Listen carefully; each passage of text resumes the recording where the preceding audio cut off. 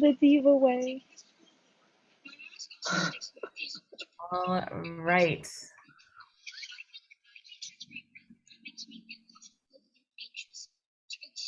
The Diva way. All right. Good evening, everyone. Thank you so much Right. for joining. Let me just actually turn my computer audio off because that is going to disturb us this whole time. And Janessa, do you hear, can you guys hear me okay now? Yep, totally. All right, amazing. So today has been a day full of technology struggles. However, we're here. I think that Mercury is about to be in retrograde. That's probably what is to blame for all of this. Something. But it's I think that we okay. get it all handled during all this pandemic, right? Yes. Right, like a year in, you think everything would work, but it doesn't. But it does now. It's okay. So yes, last time we came to y'all, we had fancy graphics, but that also was another piece of our technological struggles here today. But you're gonna get our faces without the fancy graphics, which is also okay, because we have an exciting topic today. We're gonna be talking about what is in a curl specialist and also frequently asked questions to curl specialists. And so everyone knows Janessa. I wanted to introduce my friend and longtime colleague, Nomi. Nomi, can you introduce yourself, please? Hello, I'm Nomi. So, I, like Faith said, have known Faith since basically the beginning of my Diva career. You hired me in like 2016, if I'm not mistaken, as an assistant in Diva White Plains. And I also assisted in Diva Soho when White Plains closed. And then when White Plains closed, you became the manager over education within education. And then I ended up auditioning for education. So here we are again. um, and let me see, I became Diva certified within the first 8 to 12 months of my assisting in Diva. And then I decided I wanted to go off and be like independent to attempt to be a stylist instead of an assistant. And now I'm working in my Capelli in White Plains, New York. Yeah. Amazing. That was a Still long an history. educator for Diva. Yes. Yes. My story is pretty long like that too. Love Yes. it. So let's kick off here. We've talked about these kinds of things all the time, but I think it'd be really great to share with our community some of the things that come up for us in the salon. And honestly, I have not been in the salon full time for some years. So I'd love to ask you guys the questions, if that's okay, so I can learn from you as well. Yeah, totally. So the first question I have, and the first question we get asked a lot internally is, what is the best way to find a hairstylist for me and my hair? So oftentimes, because I am a Diva certified stylist, clients find me by way of the stylist finder. But the other main way that clients find me is through word of mouth. Who sent you? And then usually a friend sent this person because they had a good experience, a daughter, and I get a lot of families because of word of mouth, but that's like the second main of getting clientele. Yep. Yeah. What about you, Janessa? How do you? Sorry. I think the best way to find a stylist also is social media, is Instagram. Like, I think that definitely if you're looking for a curl stylist, like, make sure that you see their work. I mean, definitely ahead of time, like, make sure that there are, I guess, reflections of all of their work right there. So it's the perfect, like, Instagram's like kind of the perfect way to, I don't want to say shop for a hairstylist, but kind of shop for a hairstylist. Like, it's the greatest way. I know I get a lot of clients off of Instagram, but also, like, as a client, I would want to see what a hairstylist is capable of beforehand. And, like, back in the day, like, I won't say how long ago it was, but, we used to have like lookbooks. Like, you would actually have to like print out photos of like your lookbooks and like have it with you. But now you have one right on your phone all the time, and like, it's for the world to see. So I think that that's really important.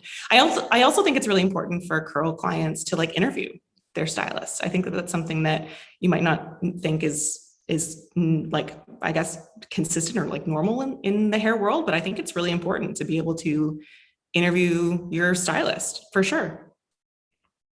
Yeah, I love that. So if if I'm on Instagram, if I'm searching through the stylist finder at divacurl.com, maybe I've gone through a few Yelp reviews and I decided that I definitely want to see this one stylist. I got my appointment booked and everything.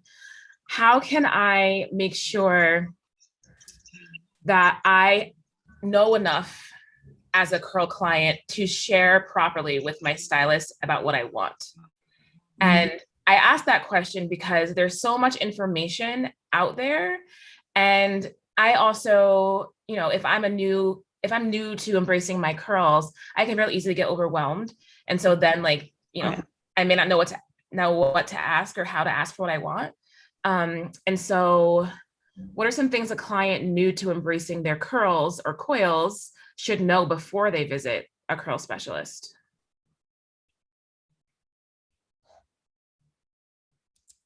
Maybe know me.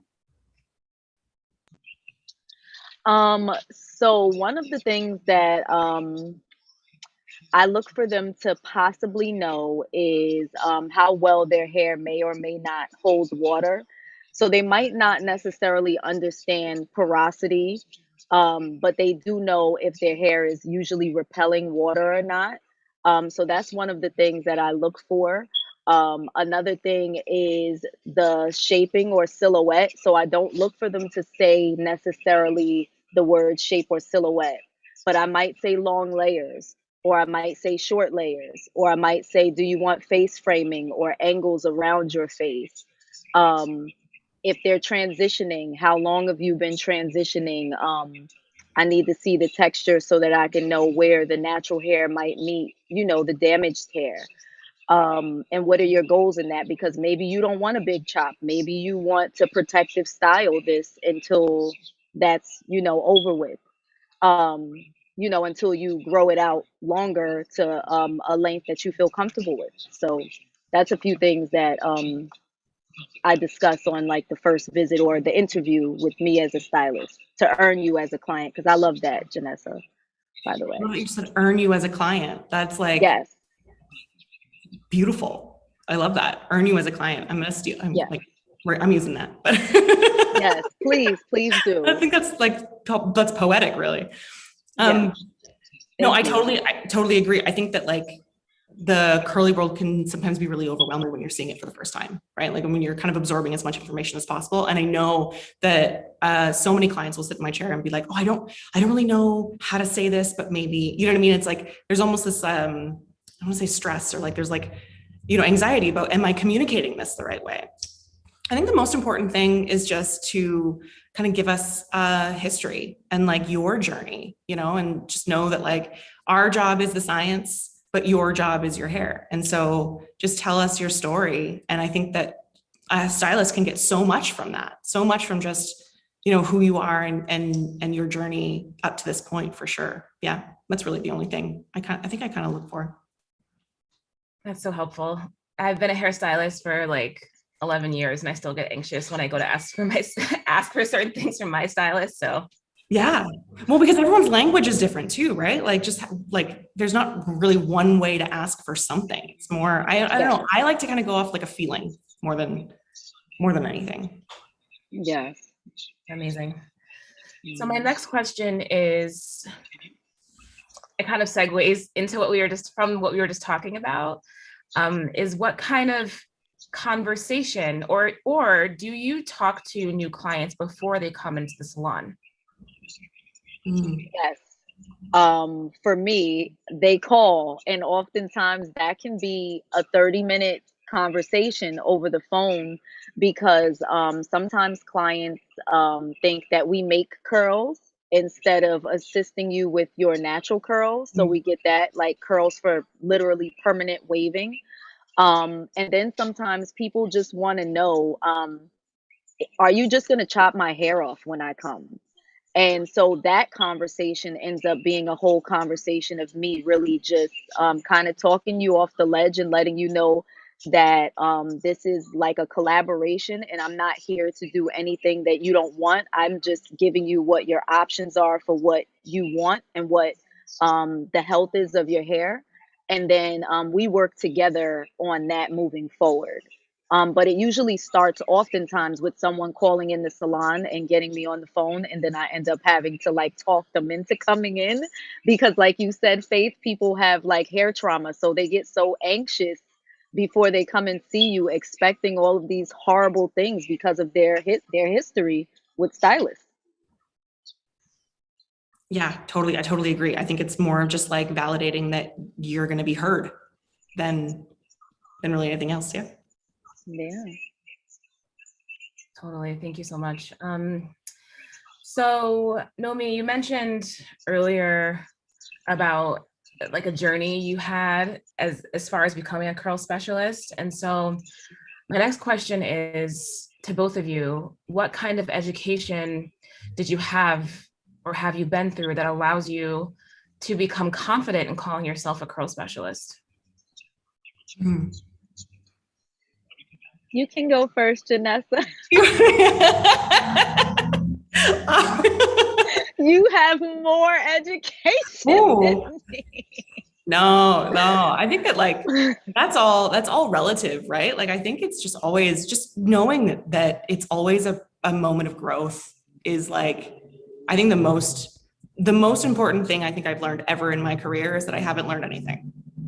You know, and that like I'm open always to anything new. Because I feel like, you know, I think that early on, kind of in my career, I had sort of, I guess, kind of a set of beliefs that maybe put me inside of a bit of a box and didn't get me thinking outside of that box and really like actually, I think, solving problems. So I think that that like being open and knowing that this is always a journey and that you're always growing, you're always learning more is probably the most valuable lesson I've ever learned in my career.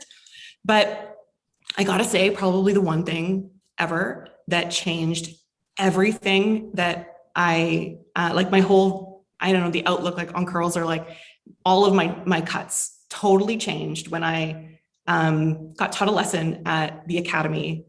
And it was like years ago. And it was like, we put a mannequin just on a tray without a stand on it. Did you guys ever do this? And you to try and like section the haircut without the mannequin being on a tripod. And you couldn't, like, the mannequin not moving. And it was just like a fun exercise. It wasn't like a test or it was like a fun, but that I feel like the biggest transition for me was tension of going from like, you know, straight hair to curly hair was like how much tension to use and when to use it. So when I got used to that, that was the biggest, that for me was like, that did it all. That was a cool lesson. Yes, that was like a learning curve for me. Like to start, I didn't even think of specializing because a lot of times, you know, speaking as an African American woman, oftentimes there's this cookie cutter hairstylist theme where we do just like a little bit of everything. And so we really don't oftentimes compartmentalize the salon and kind of pick cut or color and then specialize in that, or even specialize in like balayage or specialize in blow drying. So when I got to Diva, automatically from just being an assistant there for 6 months, I promise you, you will learn more about texture than you will at in 10 salons blow drying a fro. I promise you, on how to care for it. I mean, so there was that I really learned a lot from just being an assistant. I think Faith might remember, like within my first week, Dennis was there as a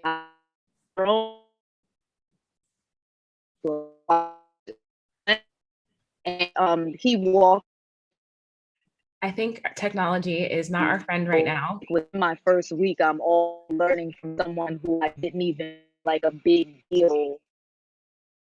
No, maybe Oh, we lost you. long-winded. Oh, It's okay. can you hear me? Yes, but you froze. Yeah, but you froze. Maybe, yeah. Okay, can you hear me now? Can you Yes, hear me but now? yeah, it's okay. I think we can move on to the next question if that's okay. Okay, yeah, sure. Yeah, because I even kind of lost train of thought too. Yes, like I'm Mercury. sorry. Yeah. Crazy. So what is the most important thing? And I think you might have been getting to this, Nomi, before we lost you. But what is the most important thing you think a stylist should consider before they decide to become a curl specialist? Patience. This is a very big industry. There's a lot to learn. I think it's for those who love it. And you could be someone that you don't know loves it until you're in it, but to stay in it, it's definitely for someone who has patience and loves it. Like I love doing this. I would do it for free. That's how much I love it. And I think that people who are in this industry, they feel that way too. Yes. If I could speak for them. You spoke for me, that's for sure. Yeah. I agree. Totally. Completely. Yeah. It's just be open. Like the same as before. It's just be open to learning as much as you possibly can and just listening. That's patience, listening, open. Mhm. Wow. Thank y'all both. The next question I had for y'all is, what is the business, and this is like a wild card because I don't think we discussed this, but what is what is the business opportunity of becoming a curl specialist? And when we say curl specialist, we're talking about, you know, someone who of course understands the fabric of curls, but we're also really thinking about, you know, the people that the curls exist on. And so I think that's something really important to note, because as we all know, my cosmetology school teacher always said that hair is like 80% like soft skills and 20% technical skills, what you do with your hands. And so I don't know if y'all agree with that, but with that said, what do y'all think is the business opportunity, or what has been the business opportunity for y'all as curl specialists? Let me think about that. Shasta, do you want to share first? You Can we can go go first? first. Yeah, I can go. Well, I mean, like I can tell you firsthand how much my business grew as a result of my sort of texture specialty. I started my salon. I'm a salon owner in Windsor, Ontario. I started my salon as like a one chair salon, and really it was because I wanted to create like a space that and it was different than a typical salon experience, that really was set up for a curl client to be the center of the experience, right? To have a client-centered experience. So I opened up my own like suite. And then a year later, I was booked out like a year and a half in advance and hired an assistant and kind of grew from there. And now I have a salon with 7 amazingly talented team members, you know, so the growth is always there. But I think that the growth really like took off for me when I realized the importance of like relationship building, like you said, Faith, like how important it is to bring in like emotional intelligence and to really listen and to hear. How that was a game changer for me, and that took the business completely to a whole other level when like I was really when I realized that, you know, you said like 80-20, I would even say like 90-10, like this is kind of what I tell my team all the time. It's like 90% of what we do is relationship and listening, and 10% of that is skill. And so when you lean into that, I think that that's a huge booster for your business for sure. Mm-hmm. Yes, for sure. When you put it that way, Janessa, like I will say, um, I get a lot of loyalty from my clients. Like I can go anywhere and my clients will find me. Like they will find me because they trust me. And I think that's a business benefit in itself.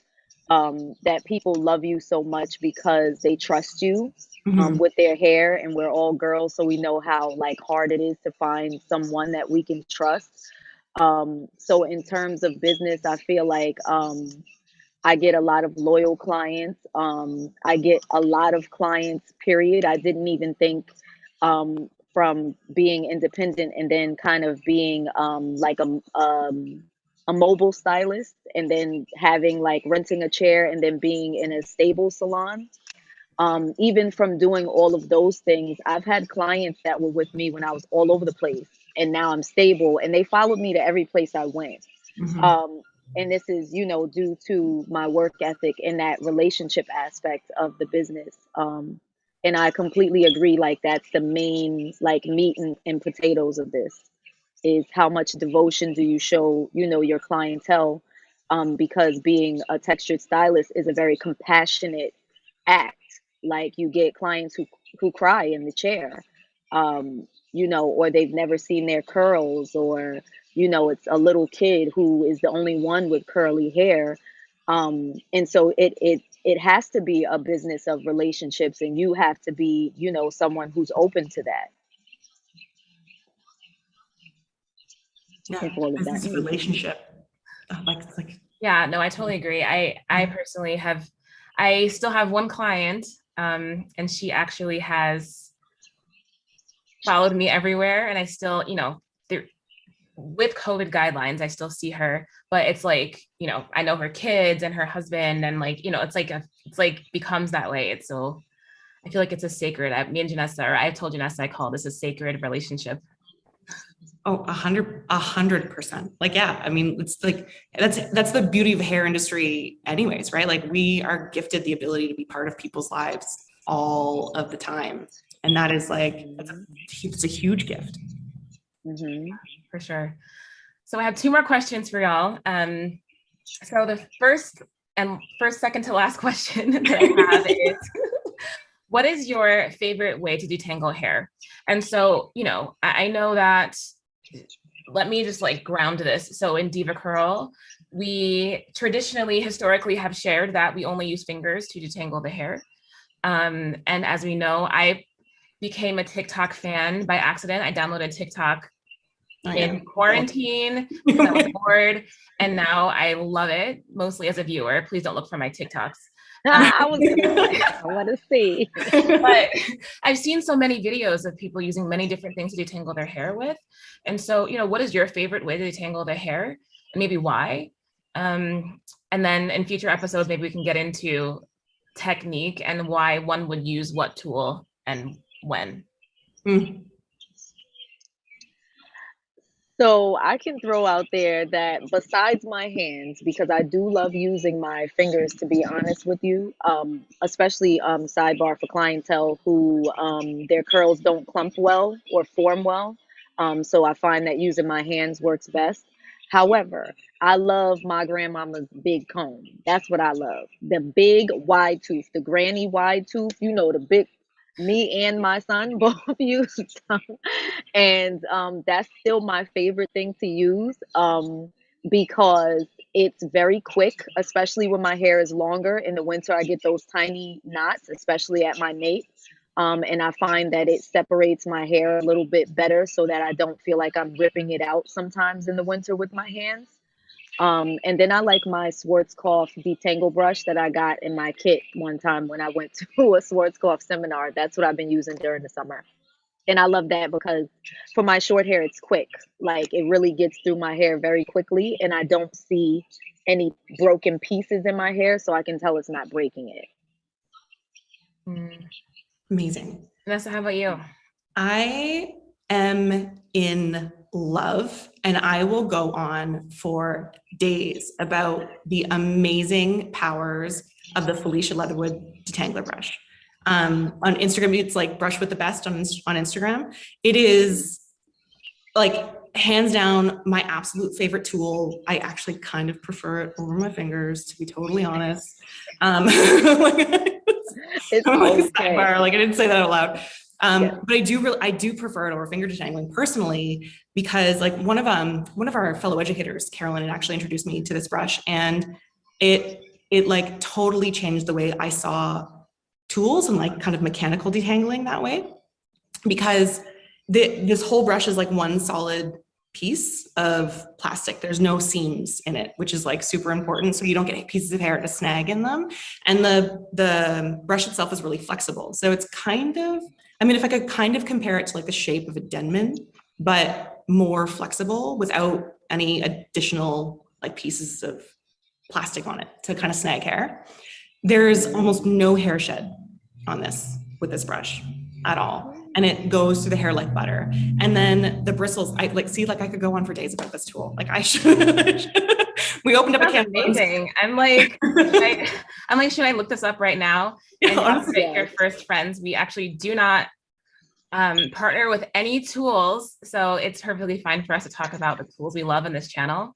So if you have a favorite detangling tool, please drop it in the chat. We'd love to know about it. For sure, share that knowledge. And so my last question, because we all met through this Diva Curl brand, if you were on a deserted island and you only had one Diva Curl product with you for yourself and for one of your friends, so this product has to work on yourself and a friend, no matter their curl type, no matter their hair type, what would you have with you and why?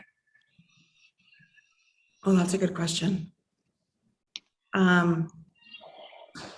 Naomi? I'm debating like two products in my mind. Yeah. I think I would go with Heaven and Hair though. That is my favorite Diva Curl product. You listen, your skin will glow after you use this stuff. I joke. I don't even know I'm supposed to say it on the Diva Curl channel, but I joke and call it hair crack. It works on any curl type, even if you just dilute it. Like you can dilute it for any curl type. Your color shines when you use it. Even my natural shines more when I use it. And if you don't want your hair to open up too much, you can be a little heavier with it. This is not for the island, but with Ultra, your hair won't open up as much. You know, it won't get like frizzy. But I use Heaven and Hair for everything, like everything. That's a good one. That is my one. I can't double up. Right? Nomi stole mine, so I'll think of and mine. It'll last me forever. I'm sorry, and it'll last forever. It does last forever. Sorry, lady face. Yeah, so I'm gonna say you stole my favorite one. My favorite is Heaven and Hair as well. I'll think of mine while Janessa shares. Oh yeah, okay. Well then it would be Believe In. Would be, I think. Did I just take yours? Is that your other one, Faith? Yeah. I think Believe In, I like, it's kind of like, what's that, like Frank's red hot sauce? I put that on everything. Like Believe In is, yeah, it helps me with detangling. Like I add it over top of conditioner when I need to add more slip when I'm detangling. I use it as a styler for all hair types. Like it pulls in extra water. You get these really plumpy like waves. If you're wavy, you get tons of volume. You get amazing definition and shine. If you're curly and coily, like I would be Believe In for sure. Yeah. It's extra hard for you, baby. I knew it was, Faith. So I'll have to go with Archangel then, because even though it is our strongest hold gel, I do like that it gives more definition to coilies and it really holds and encourages the curl and wavies, because all of my friends have different curl types. And so I think for me, that's my favorite product that's the most versatile. It also, I believe, really holds moisture in well. And also it has nice slip. So yeah, I totally agree. It does have slip. Right? It's really good. It also smells like oranges, which I also love. That's a benefit for sure. Well, friends, we've been here for half an hour. So do y'all have any last words to send everyone off with, and then we'll let everyone go? If you are a stylist out there that's thinking about getting into texture, Diva Academy, it's the way to go. It's like the basic foundation of the curl community. You can build off of it. So start there. For Yes. sure. And while, you know, we love the Diva Academy right now, it's not actually open because of the pandemic. So we My have bad. our education that is on divacurlpro.com. Mhm. And so look there for more education coming as well. And you can also add us on Instagram, and please message us on Instagram. Diva Curl Pro is the handle, and we'll be able to take your questions for next episodes. And also, if you have any topic ideas, or if you're a hairstylist and you want to come on and talk to us, please get in our DMs, and we'd love to meet you. But with that, we'll go ahead and go. Thank you, everyone. Thank you, Lady Face. Bye, Janessa. Bye, Have Naomi. a It's good so good to night. see you. It was great to see you guys too.